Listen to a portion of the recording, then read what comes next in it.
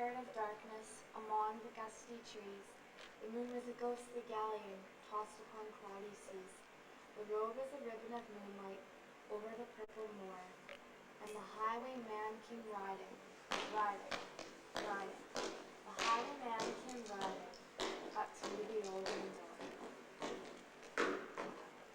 He'd a French cocked hat on his forehead, a bunch of lace at his chin, a coat of claret velvet, and breeches of black dyed doeskin. They fitted with never a wrinkle. His boots were up to the thigh, and he rode with a jeweled twinkle. His pistol butts would twinkle, his rapier hilt a twinkle under the jeweled sky.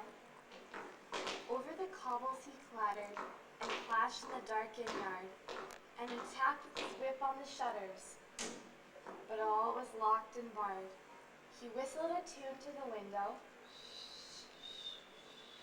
and who should be waiting there but the landlord's black-eyed daughter, Bess, the landlord's daughter, plaiting a dark red love knot into her long blonde hair. And dark in the dark old inn-yard, a stable wicket crate, where Tom the ostler listened. His face was white and peaked. His eyes were hollows of madness, his hair like moldy hay, but he loved the landlord's daughter, the landlord's red-lipped daughter. Dumb as a dog he listened, and he heard the robber say, "One kiss, my bonny sweetheart, I'm after a prize tonight. I will be back with yellow gold before the morning light. Yet if they press me sharply and harry me through the day, watch for me by moonlight. Look for me by moonlight. I'll come to thee by moonlight, though hell shall bar the way." He rose upright in the stirrups. He scarce could reach her hand, but she loosened her hair in the casement, and his face burnt like a brand, as the blonde cascade of perfume came tumbling over his breast, and he kissed its waves in the moonlight, for the sweet blonde waves in the moonlight. Then he tugged at his rein in the moonlight and galloped away to the west.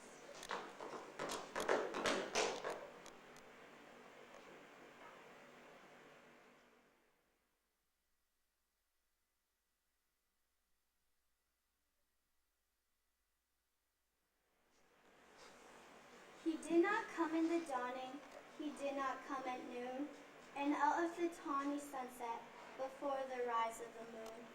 When the road was a gypsy's ribbon, looping the purple moor, a red-cloaked troop came marching, marching, marching. King George's men came marching up to the olden door.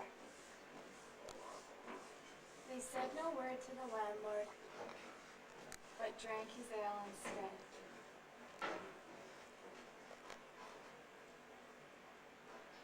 But they gagged his daughter and bound her at the narrow foot of her bed.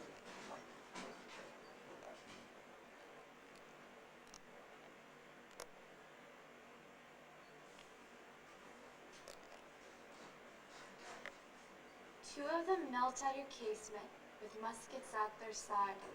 There was death at every window, and hell at one dark window, for Bess could see through her casement the road that he would ride. They tied her up to attention with many a sniggering jest. They had bound a musket beside her, with the barrel beneath her breast. Now keep good watch. And they kissed her. She heard the dead man say, Look for me by moonlight. Watch for me by moonlight. I'll come to thee by moonlight, though hell shall bar the way. She twisted her hands in front of her, but all the knots held good. She writhed her hands till her fingers were wet with sweat or blood. They stretched and strained in the darkness, and the hours crawled by, till now on the stroke of midnight, cold on the stroke of midnight, the tip of one finger touched it. The trigger at least was hers. The tip of one finger touched it. She strove no more for the rest. Up she stood up to attention, with the barrel beneath her breast. She would not risk their hearing, she would not strive again, for the road lay bare in the moonlight, blank and bare in the moonlight, and the blood of her veins in the moonlight throbbed to her lungs. Had they heard it, the hoarse hoofs ringing clear? In the distance, were they deaf that they did not hear? Down the ribbon of moonlight, over the brow of the hill, the highwayman came riding, riding, riding.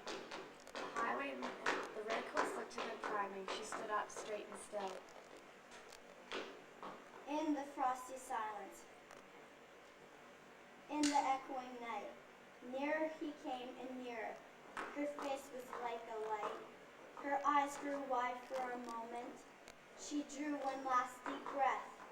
Then her finger moved in the moonlight. Her musket shattered the moonlight. Bang! Shattered her breast in the moonlight and warmed him with her death. He turned and spurred to the west. He did not know who stood, bowed with her head o'er the musket, drenched in her own red blood.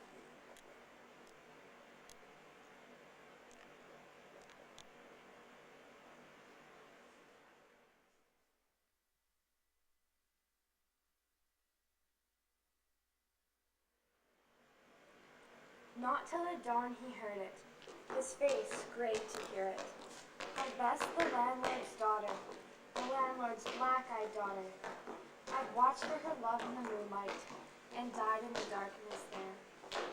Back he spurred like a madman, shrieking a curse to the sky. With the white road smoking behind him, his rapier vanished high. Blood red were his spurs in the golden moon. Red wine was his velvet coat, when they shot him down on the highway, down like a dog on the highway, and he lay in his blood on the highway, with a bunch of lace at his throat.